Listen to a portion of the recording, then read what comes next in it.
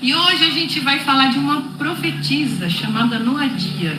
Semana passada, quem esteve aqui ouviu, quem não viu assistiu. Nós falamos sobre Hulda, que foi uma profetisa usada por Deus no Velho Testamento. E ela foi uma mulher abençoada, uma mulher cheia do Espírito Santo, que foi usada para uma grande reforma no tempo do rei Josias. E para trazer arrependimento para o rei, Deus usou aquela mulher. Nós falamos sobre a importância que a mulher tem na sua família, na sua casa, em ser boca de Deus, né? E hoje, queridos, tudo que aconteceu no Velho Testamento é sombra para as coisas de hoje, é para ensinamento nosso. Nós não vivemos mais debaixo da lei, nós estamos no tempo da graça. Hoje nós temos Jesus Cristo que nos abençoa, que nos guarda, que nos prospera, que nos faz crescer e nos dá essa graça de quando falamos do amor de Deus, essa palavra atinge os corações e transforma e muda, assim como nós somos transformados. Então, essa profeta foi a última profeta citada no Velho Testamento, que trouxe um arrependimento, que trouxe um constrangimento para o rei e uma grande reforma na nação de Israel, né? As pessoas eram idólatras e passaram a temer a Deus, e restaurou o culto ao Senhor, enfim. E hoje, nós somos chamados o tempo todo a restaurar a adoração ao Senhor, sempre. Porque a nossa vida é uma loucura, né, gente? Vamos combinar? Que a gente sempre acorda atrasado para tudo, né? Hoje, por exemplo, para mim foi um dia desses. Hoje foi um dia corrido, mas a gente tem sempre que pensar que se nós estamos vivas, se nós temos vida, é porque Deus nos deu. Então, a primeira coisa que a gente tem que fazer quando acorda, quando abre nossos olhos, é agradecer ao Senhor, fazer uma oração, ter um momento com Deus, um devocional. Não dá tempo, faz à noite, faz em qualquer hora do dia, mas é importante você ter o seu momento com Deus. Você restaurar, está sempre restaurando o seu altar de adoração. E quantas vezes na nossa vida os problemas tomam o lugar de Deus, não é verdade? Os problemas nossos do dia a dia, de trabalho, marido, filhos, enfim, tantas coisas, né? E a gente acaba esquecendo quem é Deus na nossa vida. A gente acaba esquecendo de adorar o Senhor. E hoje eu vou falar de uma profeta, que essa foi uma profeta já depois do cativeiro, né? Uma profeta levantada, não foi por Deus, levantada para impedir uma grande obra que Deus ia fazer através de Neemias. Então nós vemos uma última profeta, Deus levantando para restaurar, antes que viesse o cativeiro da Babilônia, né? E essa profeta leva o rei ao arrependimento, mas o povo entrou na do rei, obedeceu ao rei para não ter problema, mas depois o povo voltou a pecar, voltou para o pecado. Tudo é que Deus já não aguentava mais a rebeldia daquele povo e levou o povo cativo para a Babilônia. Quando o povo, depois do cativeiro, Deus havia profetizado também, levantado profetas, Jeremias, entre outros tantos, para dizer que esse cativeiro ia ter um fim e que eles iam sair de lá. E realmente foi o que aconteceu. E Deus levanta um menino chamado Neemias, que era copeiro do rei. E esse rapaz, ele andava triste pelo palácio. Se você abrir o livro de Neemias, você vai ler. Ele andava triste lá pelo palácio. O rei notou, porque o rei gostava muito dele, era o rei Artaxerxes. E esse rei amava muito Neemias. E por que você está triste, Neemias? Ai, a minha cidade está toda destruída. Eu sinto que eu tinha que ir lá para restaurar os muros. Está tudo queimado. Entraram, queimaram, destruíram tudo. Queridos, essa cidade, ela remete a nós. Assim é a nossa vida quando nós passamos por problemas e situações, quando nós nos afastamos de Deus. Quando vem já passaram, alguém aqui já passou por isso? Quando vem um grande vendaval, uma perda, sei lá, você se desligar de um lugar, um divórcio, enfim, ou você é roubada, ou você é abusada, enfim, tantas coisas acontecem na nossa vida. Que é como se entrasse assim, um bando de inimigos e derrubassem tudo. E muro significa a nossa proteção. Muro é aquilo que nos protege, que nos cerca. E as muralhas de Jerusalém estavam totalmente destruídas. E aí, Neemias vai lá, o rei dá o aval para ele ir, e ele começa uma obra de reconstrução. ele começa a reconstruir e milagrosamente, em 52 dias, ele reuniu o povo. Isso que é liderança, né, gente? O cara, quando é bom na liderança, Deus sabe quem ele escolhe, né? E aí ele se levanta ali, levanta um povo e eles começam uma grande reconstrução. Em 52 dias os muros ficaram prontos. Só que o que aconteceu depois desses 52 dias?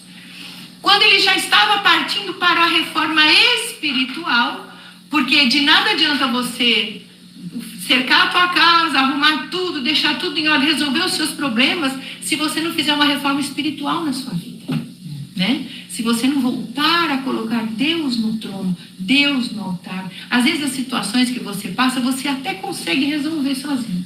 Até consegue resolver sem o Senhor. Você arruma um bom advogado, você arruma, sei lá, o que precisa para você, você aprende a como ter um casamento bom, você até conquista o seu marido de volta, mas se você não coloca Deus no lugar que ele tem que estar, que é no centro da sua vida, se a tua vida não coloca, se você não traz o Senhor para o centro, queridas, as coisas voltam e voltam piores.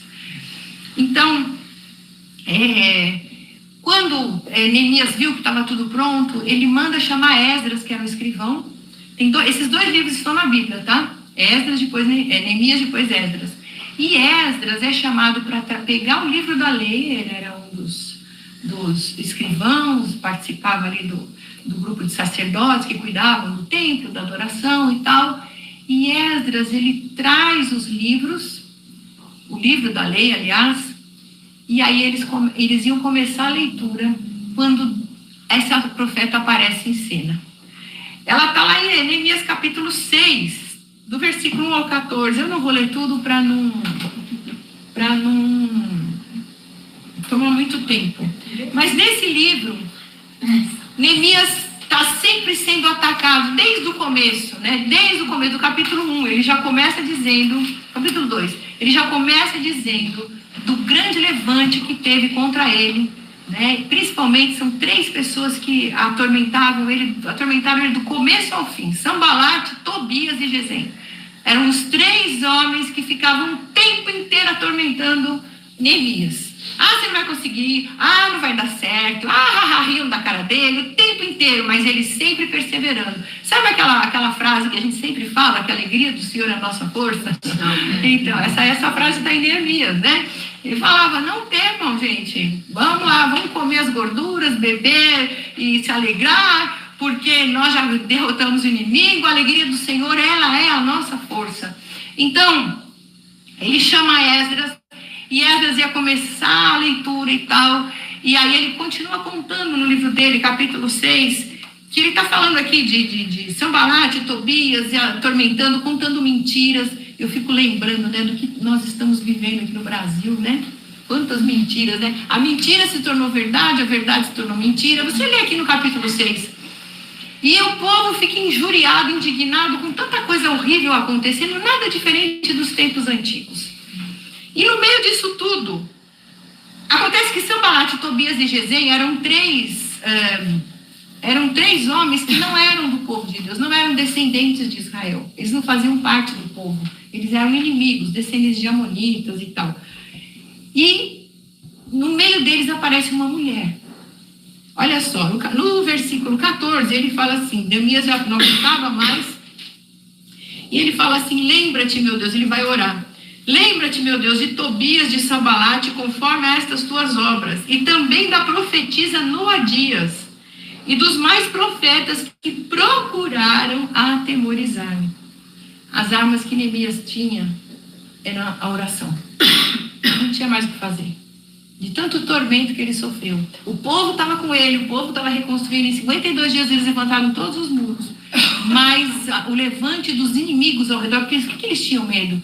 Dos judeus retomarem a cidade, levantarem um rei e ficarem fortes de novo e dominarem tudo como acontecia na antiguidade. E, queridas, a mesma coisa acontece nos dias de hoje. Você acha que o diabo fica feliz em te ver? Ele descansa, ele tira férias quando você está prosperando, quando você está alegre, quando a tua família está bem, quando está tudo ótimo. Você acha que ele vai sentar e falar, puxa, que legal, lá, tá indo bem, né? Que bacana. Você acha que o diabo fica feliz quando você está buscando a Deus de todo o seu coração? Ele pode nem ligar para você se você estiver bem próspero ou bem rica, mas se você não estiver com Deus. Agora, se você estiver firme com Jesus, ele vai fazer o inferno para te derrotar, para tirar você da presença dele. E é isso que ele fazia, levantando os inimigos. Por quê? Quando você tem Jesus na sua vida, o inferno não prevalece.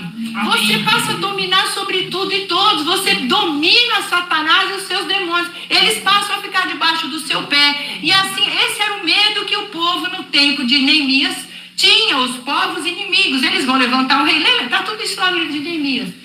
Eles falavam assim, eles vão voltar a ser uma grande nação e vão perseguir a gente, vão dominar a gente tem que fazer alguma coisa. E no meio deles, pasmem, uma profeta e outros profetas. Mas só o nome desta profeta é citado, Noadias. Que interessante, né? Essa profeta, ela era também do povo de Israel. E o que eu quero falar com vocês hoje é sobre essa mulher, chamada Noadias, uma profetisa que foi enviada por Satanás, foi comprada pelo diabo para fazer com que a obra espiritual feita ali no povo fosse paralisada. Olha quanta coisa nós vamos aprender hoje, queridos. Essa mulher, ela representa o quê? Quando Deus está fazendo uma obra grande na sua vida, seja ela espiritual ou física, porque às vezes Deus faz uma obra física na sua vida, uma restauração de um casamento, da família, uma restauração financeira. Por quê? Porque através disso, a tua família inteira vai vir para Jesus. É uma cura, uma libertação, alguma coisa. Deus está fazendo, está movendo. Mas quando começa essa reforma no interior, no espiritual, é aí que o diabo começa a se levantar. Quando você deixa para trás as coisas que você fazia quando era do mundo, né? Os pecados que você deixou para trás, e você começa a se posicionar em Deus, o que vai acontecer? O diabo vai fazer tudo para fazer você desistir. Porque quando você se levanta, você vai ser poderosa. E essa mulher, ela simboliza o quê? Ela simboliza as pessoas próximas a nós, que sem querer acabam falando coisas pesadas para a gente desistir. Ao invés de serem boca de Deus, como Uda foi, acabam sendo boca do inimigo para impedir a obra de Deus. Quantas vezes na minha vida eu dei uma de Noadias? Eu tenho certeza que vocês também. Quando entra o espírito da incredulidade, quando a gente começa a duvidar, a questionar, porque eu vou dizer uma coisa para vocês, queridas, quando Deus começa um movimento na nossa vida, o inferno se levanta e as coisas começam a ficar difíceis. As coisas começam a ficar complicadas. E nós, principalmente nos tempos de hoje, a gente sempre quer o caminho mais fácil, é ou não é? A gente sempre quer ir pelo lado mais fácil das coisas. E a gente acaba pensando assim, poxa, mas será que a gente não podia ir por esse caminho? Eu acho que esse caminho é o melhor. Porque, olha, a gente está tendo muita luta aqui. Será que é de Deus isso? Né? E ao invés de a gente orar, de se posicionar como uma mulher de Deus, a gente acaba sendo boca do outro lado. Ao invés de ser uma boca de profeta na nossa casa, entre os nossos amados, a gente acaba sendo boca do inimigo. Então a gente tem que tomar muito cuidado. O nome desta mulher, Noadia, vem do hebraico, que significa a convocação do Senhor, ou a chamada do Senhor. Olha que nome. Ela era para ser uma mulher de Deus. Ela foi chamada por Deus para ser a boca dele para a nação dela. Assim como você também é chamado por Deus. Você também é uma Noadia. Noadia ou Noadia, eu não sei a pronúncia correta.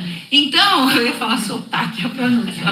Então, amadas, Deus, ele quer que você seja uma boca dele na sua casa. Hoje em dia, como eu estava falando, naquela época o Espírito Santo só vinha sobre profetas, sacerdotes e reis. Hoje o Espírito Santo de Deus está sobre todos nós. Porque Jesus fez uma obra linda de abrir o caminho para o Pai. Então a palavra diz lá em 2 Pedro 2,9, que nós somos reis, sacerdotes, o real, nação santa. Então você é uma profeta do Senhor, sim. Por onde você andar, você tem que vigiar a sua boquinha, porque aquilo que você fala tem poder, minha irmã. Tem poder. O que você fala é poderoso, seja para a morte ou para a vida. Como disse Tiago, capítulo 3. Da tua boca pode sair bênção e pode sair maldição. Então, cuidado com o que você fala. Essa mulher, ela foi comprada, porque ele fala aqui, um pouquinho mais acima, que ele fala que o Sanbalat, o Tobias e os Gesem estavam comprando os profetas para falarem para eles desistir. Já pensou, você está ali fazendo uma coisa, você está se doando, se dedicando, e as pessoas estão ali atrás. Você está se desgastando, para quê? Para com isso, né? Para com essa obra. Isso não é de Deus, não. Se fosse de Deus, ia ser mais suave, né? Você está se acabando com isso, queridos. Isso eu falo para todas as áreas da sua vida. Às vezes Deus te levanta na igreja com um ministério para fazer uma obra linda e poderosa. E as pessoas estão ali, por trás te martelando. Não prossegue não, para tudo. Não olha olha para a família. Você está perdendo todo mundo, você está perdendo a sua casa, está perdendo a tua família, queridas. Vocês têm que fixar os seus olhos no Senhor.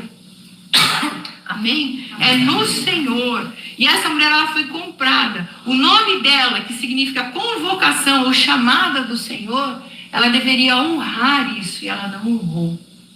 Muitas vezes a gente é usada no nosso lar para ser exatamente uma Noadia. Às vezes Deus começa uma obra na vida dos nossos maridos. Isso eu já vi tanto acontecer, queridas, mas tanto. Que triste.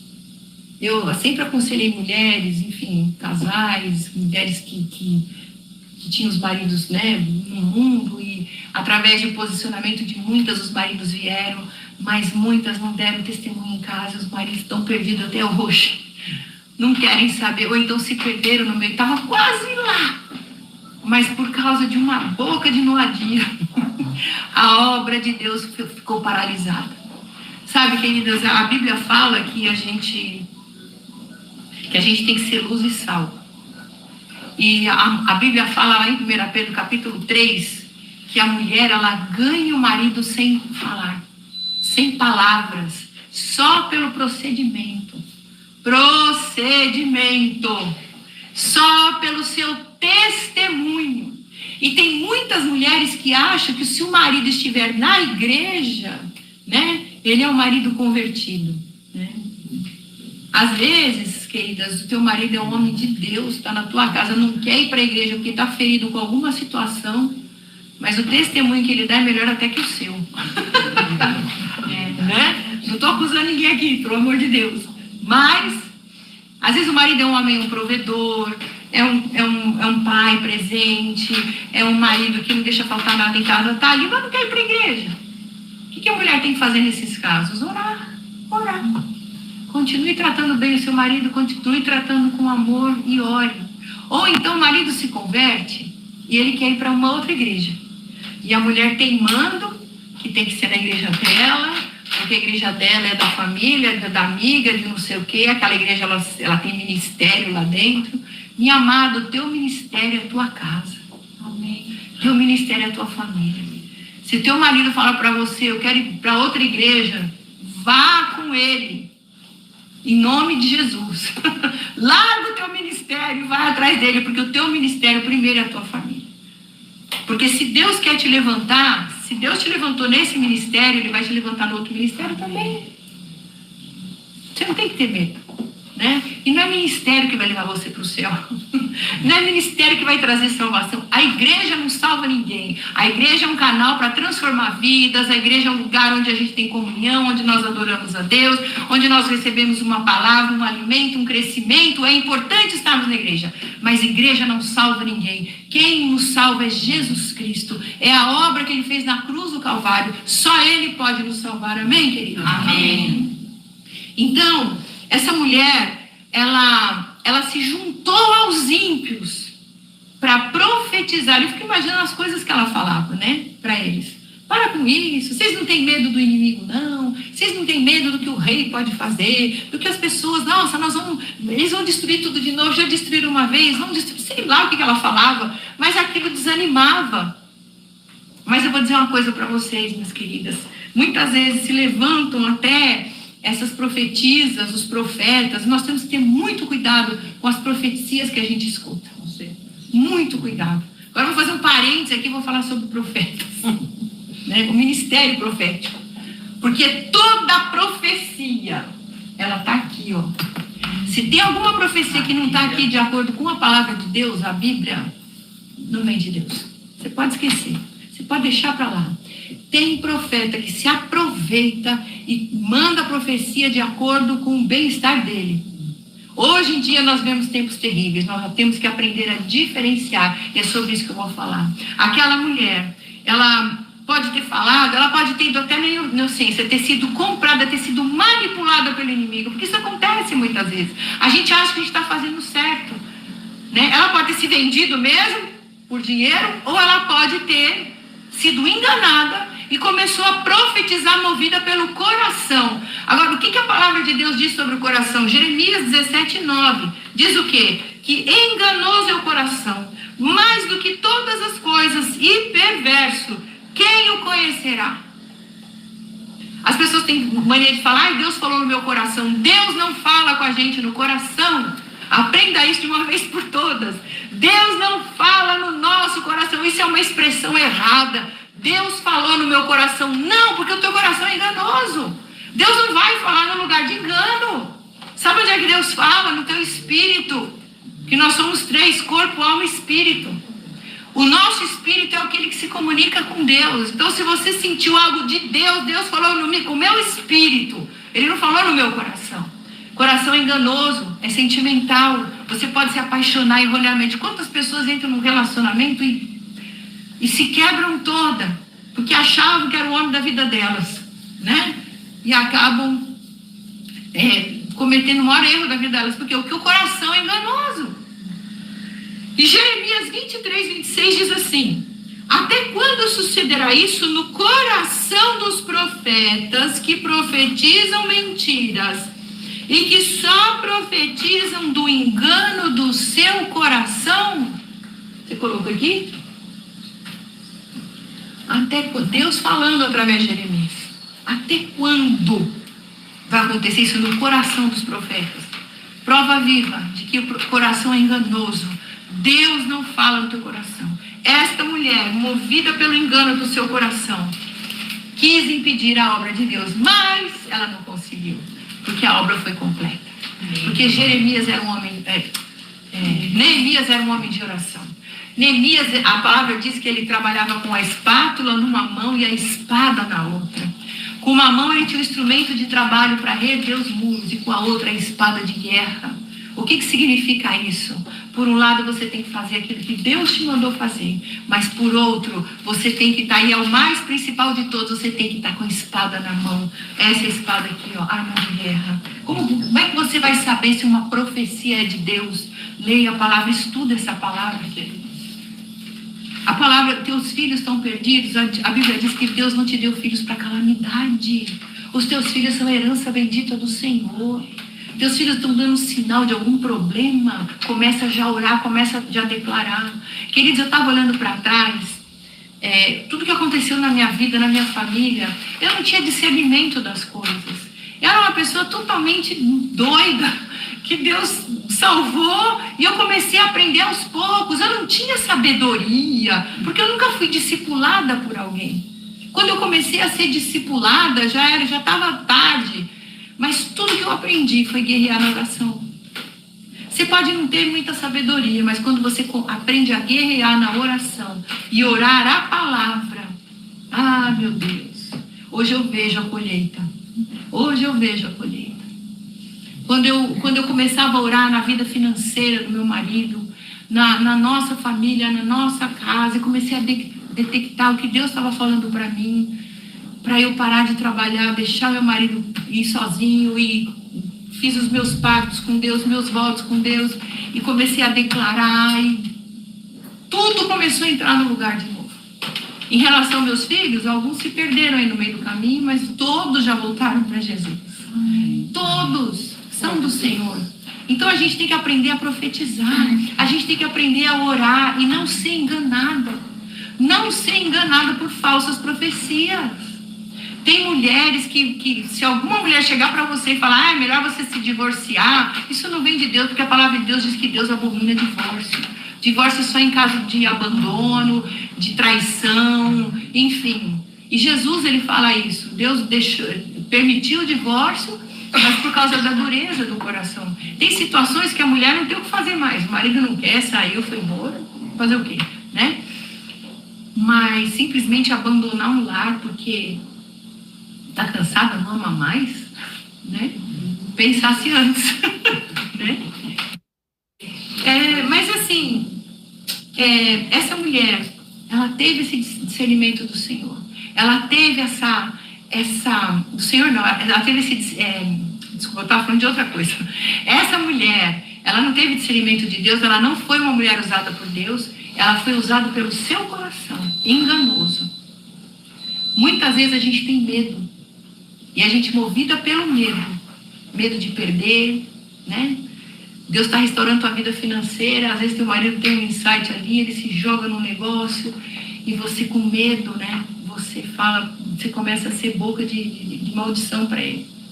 Deus já confirmou com ele o que vai acontecer, Deus já levantou pessoas, levantou na palavra, falou com ele na palavra, e você com medo, fala, ai não, será que é de Deus isso? Ai meu Deus, ai mas você vai perder dinheiro, ai não sei o que lá. Queridas, Deus não está na tua dúvida, Ele não habita em dúvida, em incertezas do nosso coração. Amém? Amém. Não habita.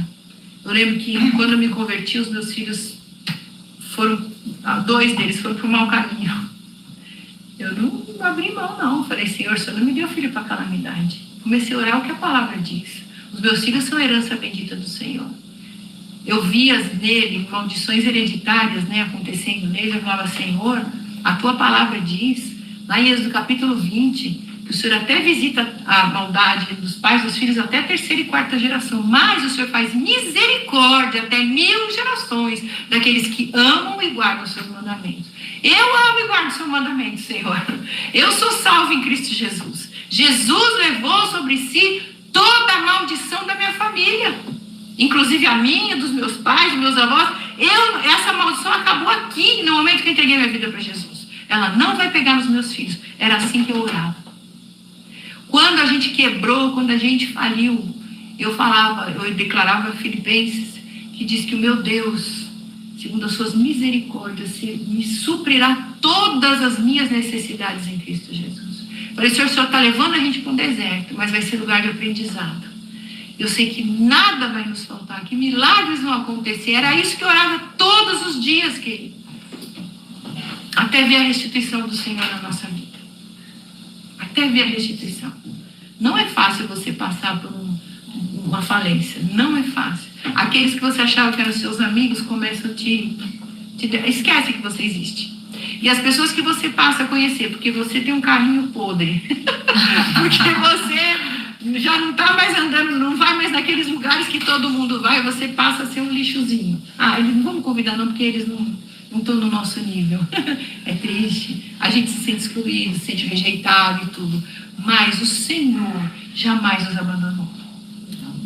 E Deus coloca no nosso caminho amigos de verdade. Aqueles que comem o pão velho junto com a gente.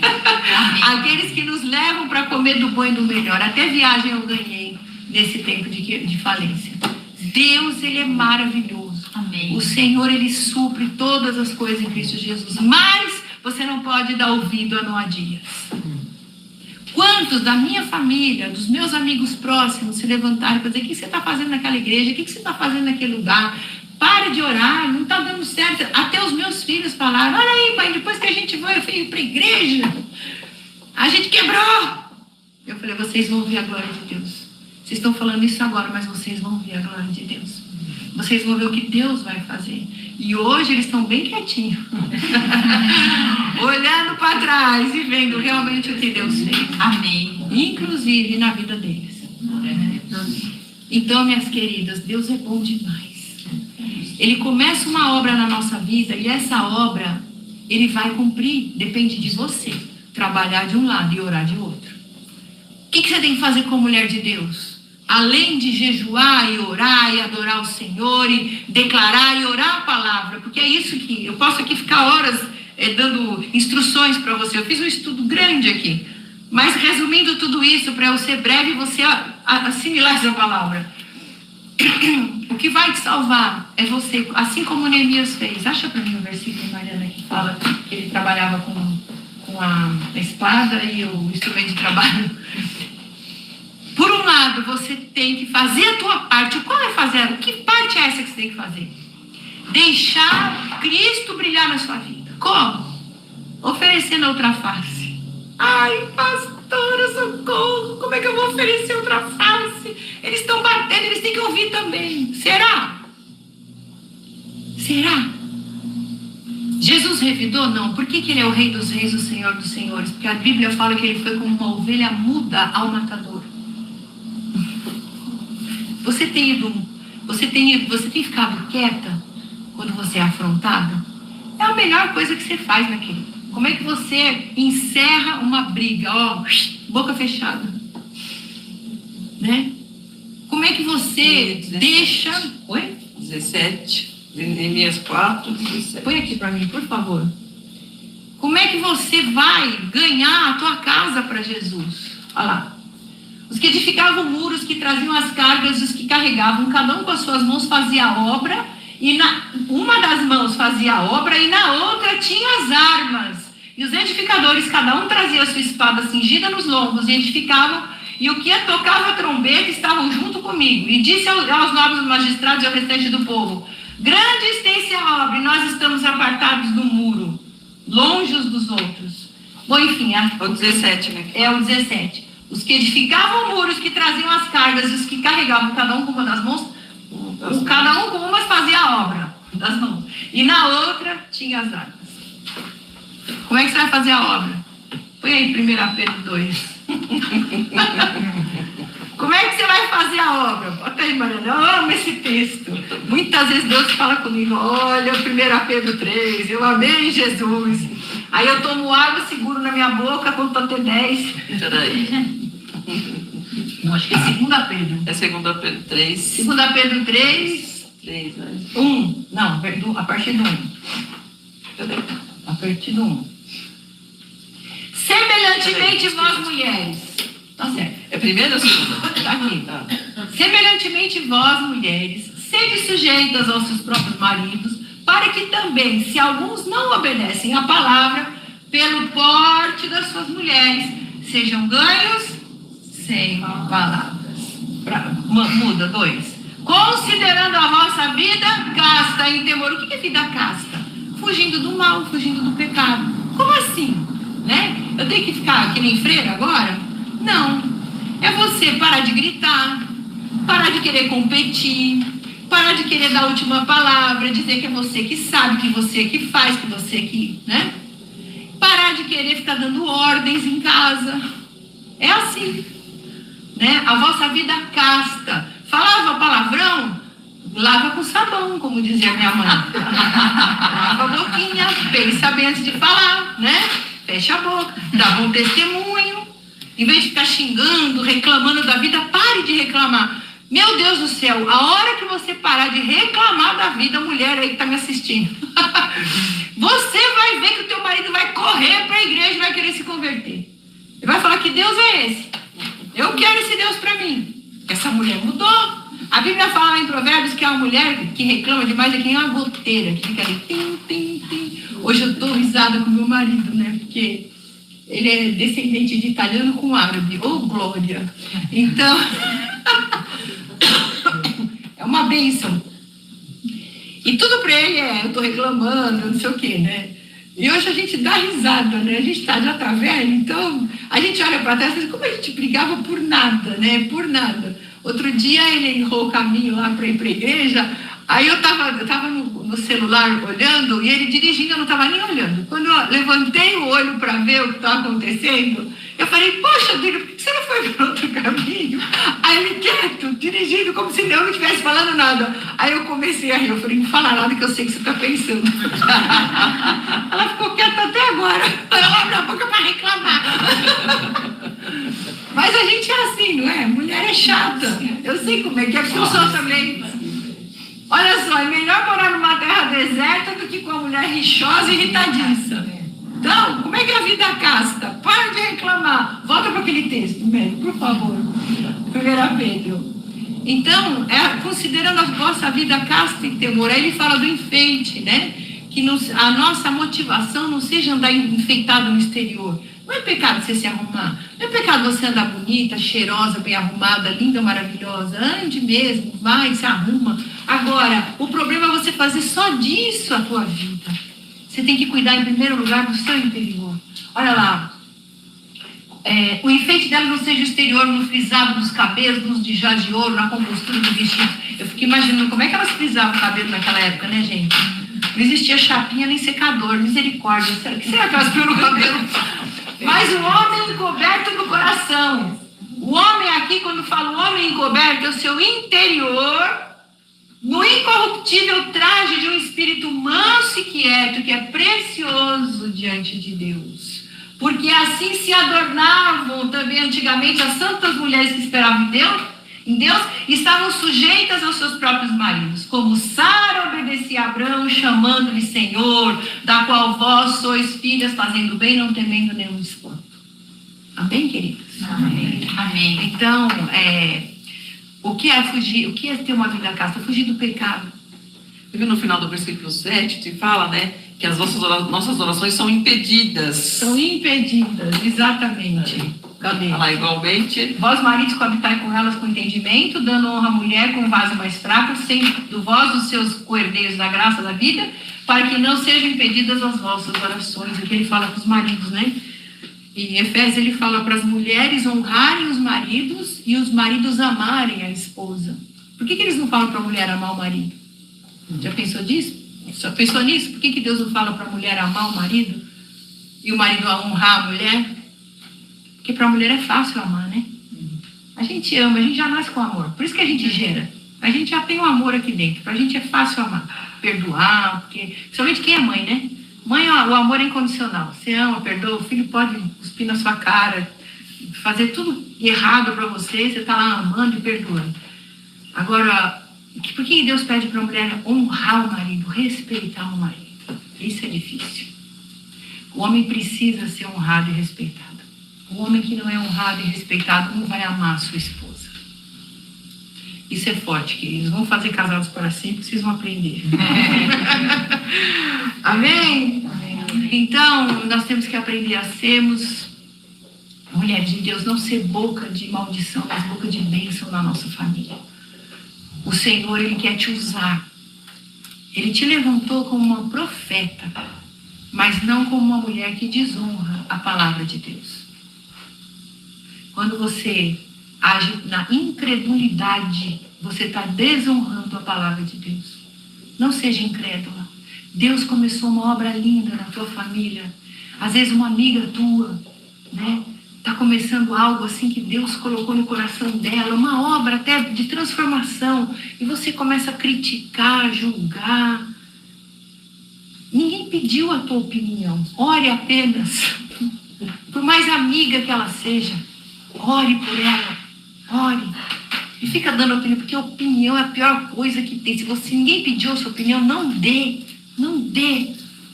Porque isso arrebenta com a pessoa. Às vezes você quer ajudar, você acaba atrapalhando. Eu já fiz muito isso. Eu já fui muito usada, sei lá por quê, né? A gente não gosta de falar que a gente é usado pelo inimigo, né? Mas às vezes a gente quando a gente age com incredulidade. Várias vezes eu falei, será que isso vai dar certo? Será que isso é de Deus? Você não tem nem que falar, será que é de Deus? Vai orar primeiro. Vai orar primeiro e pede para o Senhor falar com você. Amém, queridas? Amém. Amém. Seja a boca de Deus. Seja a boca de Deus. Aprenda com Neemias a ficar quieta, a trabalhar, a focar naquilo para que Deus te chamou e a orar, a jejuar e declarar essa palavra poderosa.